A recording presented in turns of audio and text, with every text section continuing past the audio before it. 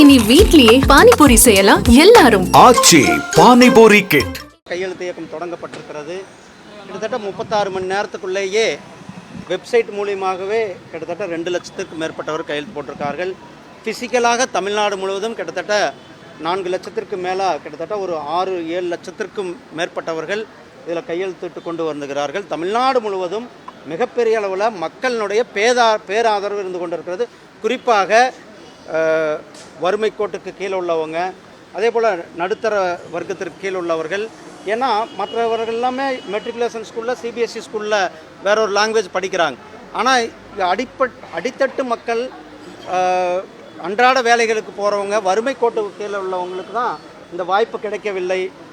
அதனால் சமக்கல்வி அனைவருக்கும் வேண்டும் என்பது தான் இது மிகப்பெரிய ஒரு பேராதரவோடு நாம் இந்த இயக்கத்தை நடத்தி கொண்டிருக்கின்றோம். இன்றைக்கு மாண்புமிகு உள்துறை அமைச்சர் அவர்கள் தமிழக முதலமைச்சருக்கு 2 கேள்விகளை வைத்திருக்கிறார்கள். அதில் முதலமைச்சர் அவர்கள் உடனடியாக தமிழக மக்களுக்கு பதில் சொல்ல வேண்டும், அதை நடைமுறைப்படுத்த வேண்டும். மாண்புமிகு உள்துறை அமைச்சர் அவர்கள் கடந்த 2 ஆண்டுகளாக சொல்லி கொண்டிருக்கிறார்கள், இந்தியா முழுவதும் குறிப்பாக டெக்னிக்கல் எஜுகேஷன் என்று சொல்லக்கூடிய இன்ஜினியரிங், மெடிக்கலில் அந்தந்த பிராந்திய மொழிகளில் நடத்தப்படுகிறது. நீங்கள் தமிழில் எப்போ நடத்துவீங்கன்னு கேட்டிருக்கிறாங்க.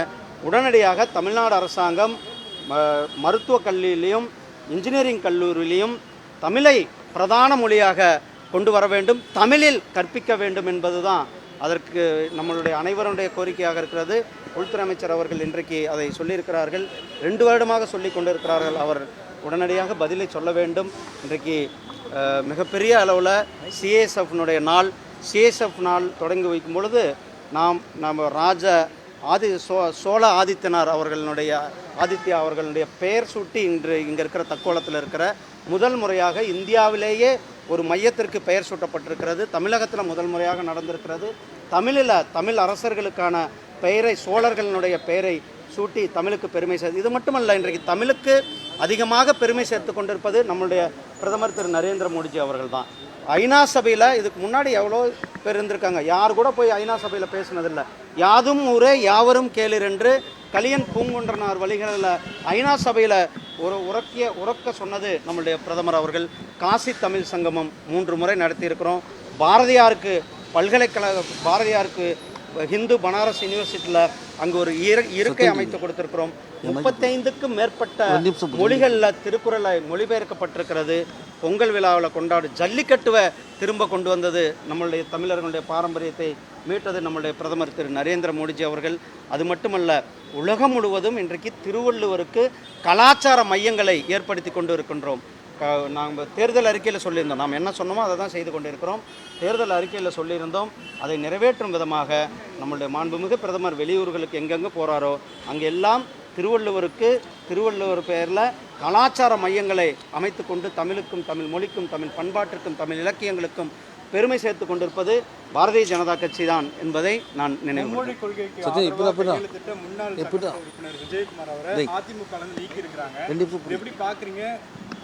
அவங்களே முன் வந்து சைன் பண்ணாலும் இது நீக்கம் செய்யக்கூடிய விவகாரம். அதாவது இது மக்களினுடைய விருப்பமாக இருக்கிறது.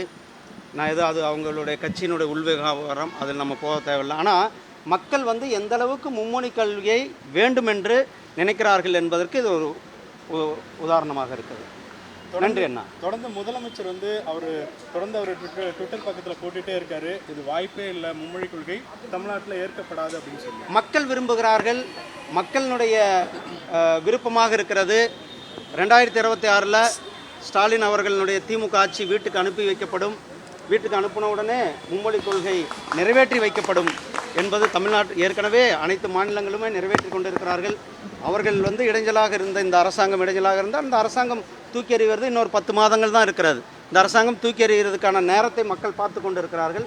தூக்கி எறிந்த உடனே நாம் மும்மொழி கொள்கை நடைமுறைப்படும். மக்களினுடைய இன்றைக்கு பாருங்கள், நான் சொன்னேன், இப்போ சொன்னேன், 36 மணி நேரத்தில் கிட்டத்தட்ட 7 லட்சம் பேர் தானாக முன் வந்து கையெழுத்து போட்டிருக்கிறார்கள். அந்த அளவுக்கு ஒரு வரவேற்பு இருந்து கொண்டிருக்கு. மக்கள் 3வது மொழியை கற்க வேண்டும் என்பது அவர்களுடைய விருப்பமாக இருக்கிறது. மக்கள் விரும்பும் பொழுது அதை தடுப்பதற்கு யாருக்கும் உரிமை இல்லை. என்னுடைய மாணவன், என்னுடைய மகன் இன்னொரு லாங்குவேஜை கற்கணும் அப்படிங்கும்போது அதை தடுப்பதற்கு யாருக்கும் உரிமை கிடையாது. அனைத்து சகோதரர்களுக்கும் அனைத்து தரப்பட்ட மக்களுக்கும் மூன்றாவது ஒரு மொழியை கற்பதற்கான வாய்ப்பை தமிழ்நாடு அரசாங்கம் செய்திகளை உடனுக்குடனும் துல்லியமாகவும் தெரிந்து கொள்ள சப்ஸ்கிரைப் பண்ணுங்க.